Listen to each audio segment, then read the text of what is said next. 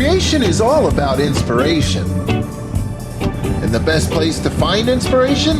Anywhere, everywhere. Let me share a secret recipe. Discover an ingredient that fires your imagination. Choose other flavors to match. Find the best way to cook them. My secret recipe? Cooking without a recipe.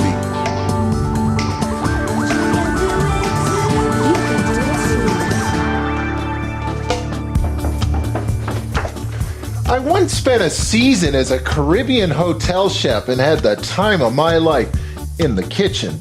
Now and then I crave those bright vacation flavors. Let's just say I've never forgotten a few of them.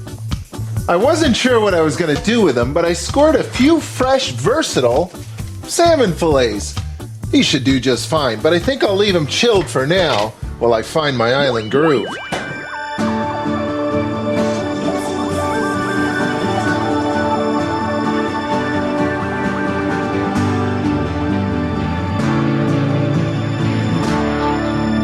Salmon isn't really from the Caribbean, but so what? Lots of culinary tourists swim in every day. They're usually found under coconut trees drinking out of pineapples. I really enjoyed my time in the Caribbean. I learned a lot down there. The cooks are really laid back. They weren't so sure about my big city pace at first, but once I started adding allspice to everything, we got along just fine. Turns out this is the flavor of the Caribbean. It's the single most common spice in the islands. I've actually got some pre-ground. In the Caribbean, I learned to slow down and take it easy in life and the kitchen. And you can too. Try filling your kitchen with a little island groove and do some freestyle cooking. It's really pretty simple. Set the mood, turn some tunes on, and start with an island libation for yourself. But save some for your friends too. This is really just a smoothie for grown-ups because you can start your day with it, or if some rum just happens to fall in, you can end your day with it too, and maybe even start the next day. Pineapple juice. Coconut milk.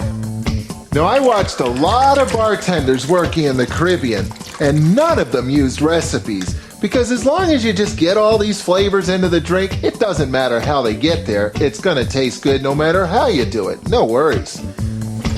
And then, of course, you put the lime in the coconut.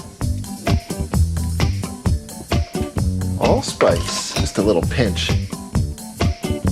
Oh yes, maybe some vanilla.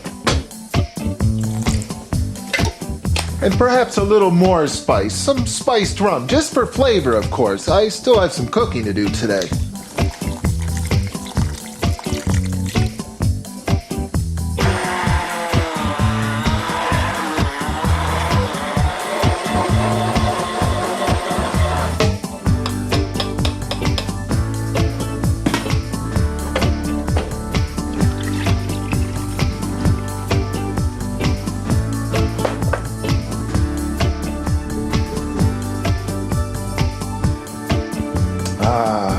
I can see it now. Sand, sun, supper. I better get cooking. There are many national dishes scattered throughout the Caribbean, and I better get started on at least one of them.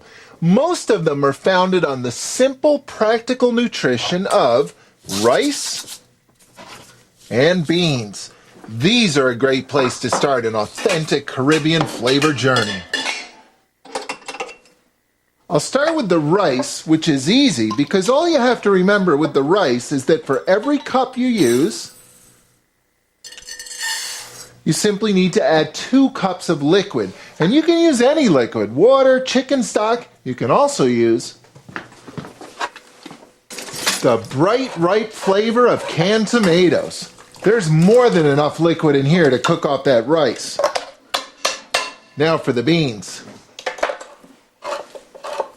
Now I'm using canned black beans, but you can use whatever beans you have. But to be honest, I prefer the convenience of canned beans. But you don't have to stop there, because once the rice and beans are in, the rest is fair game. Because nothing tastes more Caribbean than allspice and peppers. But which pepper is entirely up to you. These are smoking hot habaneros, but you might prefer a sweet bell pepper, or even the entry-level heat of a Cubanelle. These are really just a pretty face. Perfect for rice and beans.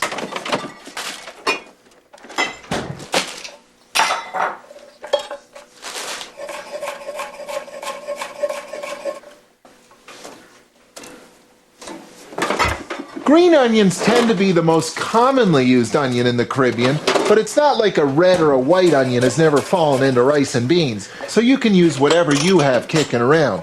A little last-second garnish. Actually, speaking of last-second garnish,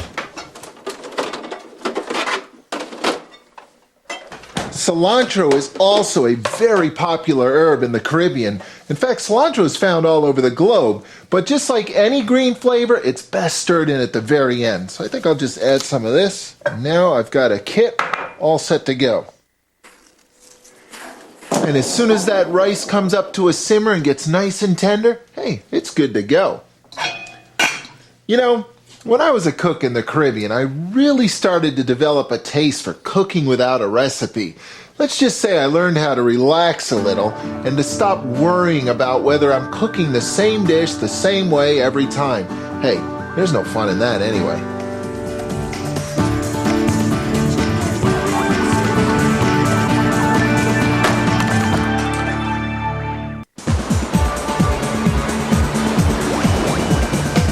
I heard a little reggae groove today. It got me thinking about my island days.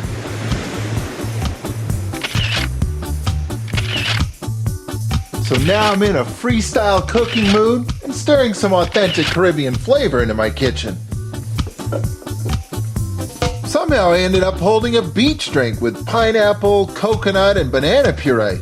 I think some rum fell in too. And now a pot of authentic rice and beans are simmering with a few island friends. Tomatoes, peppers, and allspice. When I signed up to spend a winter as a Caribbean hotel chef, I knew it would be a good time, and it sure was.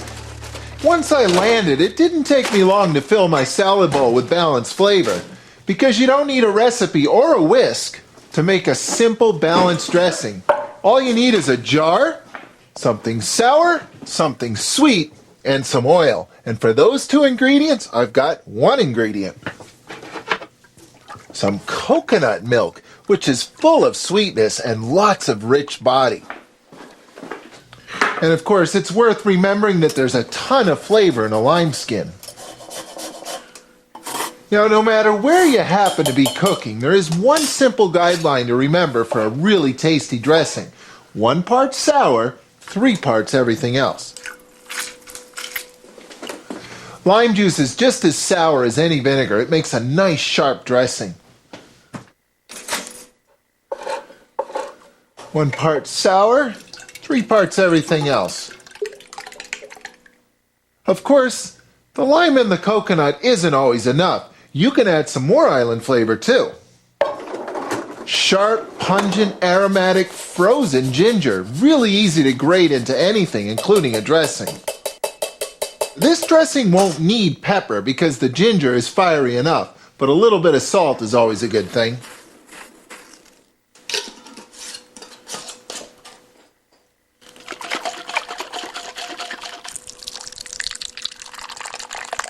There's lots of ways to stir Caribbean flavor into a salad.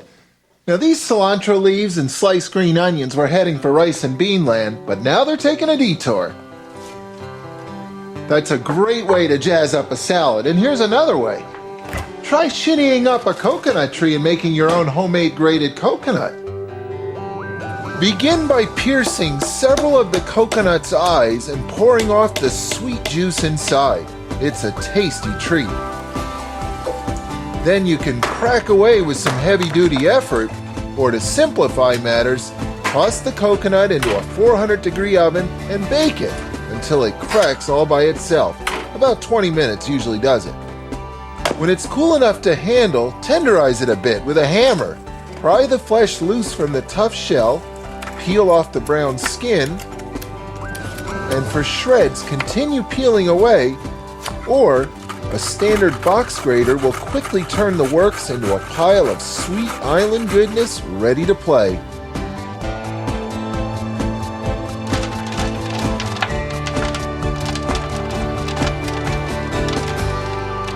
This coconut is packed with flavor. It would taste great in the salad just the way it is. But if I toast it, then not only will I add flavor, but I'll add texture, toasty texture. Now, when you're visiting the Caribbean, you quickly figure out that you're surrounded by lots of fresh, local fruit. And there's no better place for that fruit to end up than in your salad bowl. Any fruit, really. Pineapples, bananas, papayas, or mangoes. All will add lots of colorful flavor and texture to a salad.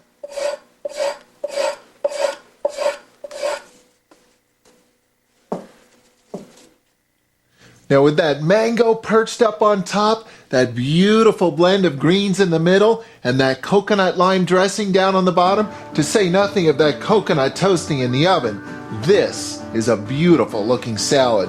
In fact, I can't wait to get my fork out.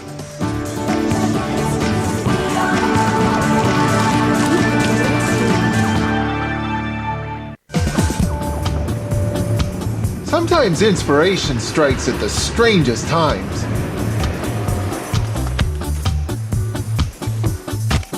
Like today, I heard this little island groove and it sent me straight back to the Caribbean for dinner inspiration.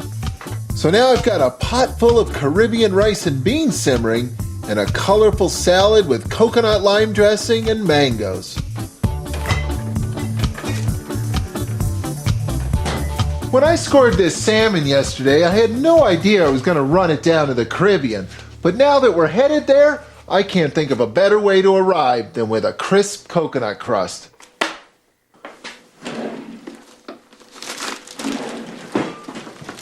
Because no flavor reminds me of the islands more than coconut. Now I'm using a sweetened shredded coconut, but you can use whatever coconut you happen to have. The bottom line is this. The salmon is moist, so any coconut will stick to it and make a beautiful crust.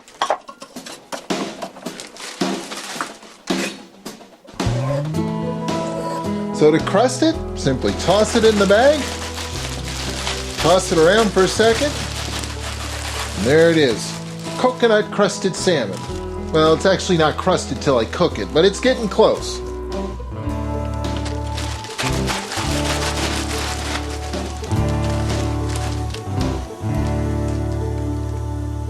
Now it really is that easy to crust the salmon, and it's just as easy to cook it off as long as you use your oven. In the oven you can set it at exactly the right temperature, no worries. 375 degrees, hot enough to cook the fish through quickly, but not so hot that it will burn the sugar-laden coconut. Now that oven's going to take a few minutes to warm up, which is plenty of time to whip up a Caribbean sauce for this fish, a Caribbean salsa. Now you don't need a recipe to make a great salsa, you just need balance. Sweet and sour pineapple with sour lime,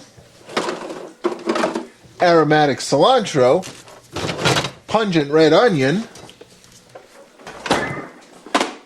and some heat, perhaps a few drops of the scorching hot Caribbean sun, some habanero hot sauce, purely optional of course, because this bottle is full of the world's hottest pepper.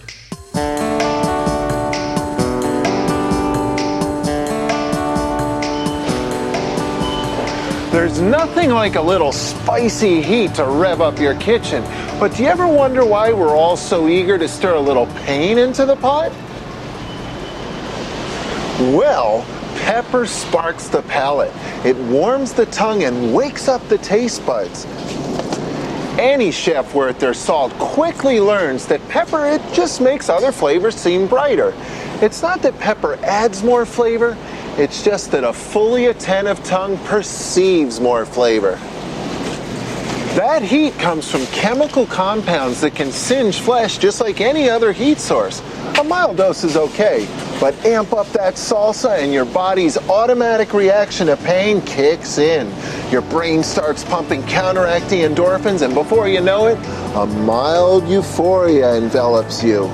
That's why the first swing goes down so hot that you can't see the rest through the haze. But then your endorphin buzz kicks in, and next thing you know, you pounded down 2 dozen and you're wondering where all the wings went. Bring on the endorphins.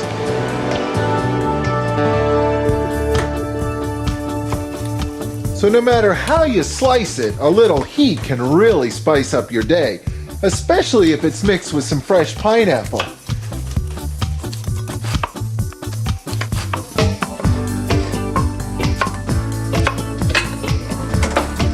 That should do just fine. Okay, now for some balancing flavor. I guess I'll start with this red onion.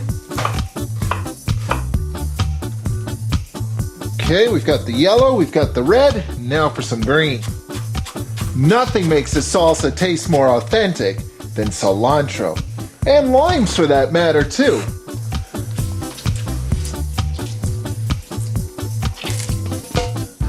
Now I also like to add a splash of olive oil to my salsas, just a little bit of richness to give them some body. And last but not least, a little zippity-doo-dah-day. That should do.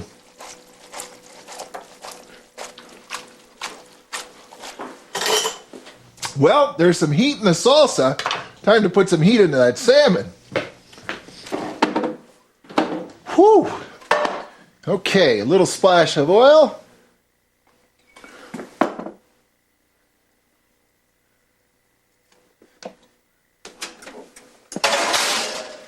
That's going to work nicely. I need to cool down, and I know exactly how I'm going to do it. With some mangoes. And some cream. Because you can take any fruit under the sun, puree it, and fold it into whipped cream for a simple treat or a fancy dessert.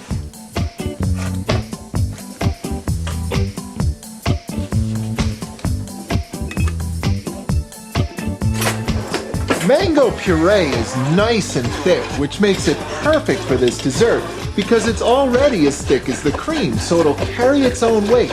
It won't weigh down the cream. So how do you know how much cream to add? Well, what I usually do is just check out the volume of the fruit puree, and then I add an equal amount of the cream, 1-to-1 ratio. The key is to whip the cream as thickly as you can and then simply fold the fruit right on in. Draw and fold, draw and fold. And as long as you're doing that, you're actually being very gentle with the whipped cream and you're preserving its nice thick texture. Once this hits the refrigerator, it'll firm up nicely.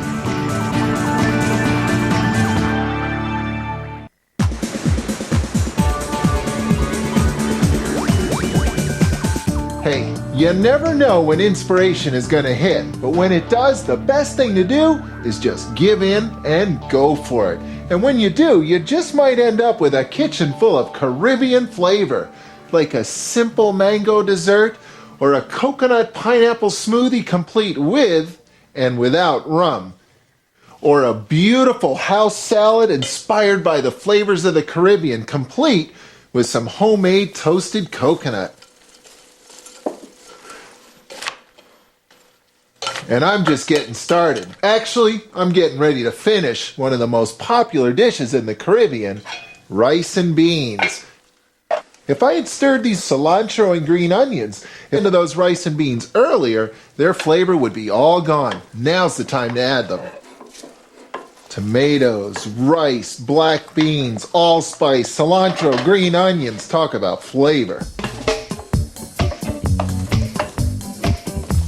I used to do some pretty intricate plating when I was a Caribbean chef, but not tonight. Tonight it's all about get the flavors on the plate.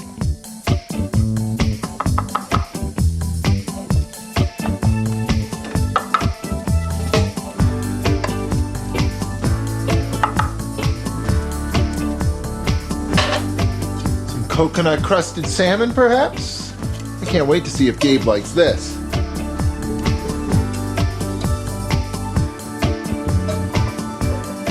All topped off with a nice, bright, fiery hot pineapple salsa.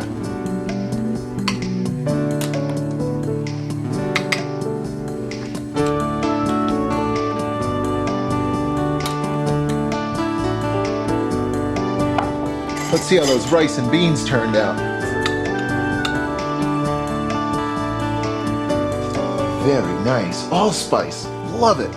You know, you can find inspiration anywhere you look. The key is to be open and ready when it hits.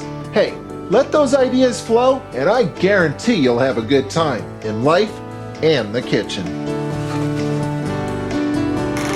A little Caribbean night going on here? It's Caribbean night.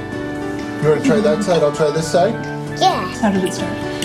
Well, I was driving in the car and I heard this sort of reggae beat, which reminded me of cooking in the Caribbean. Excellent. What kind of rice did you use?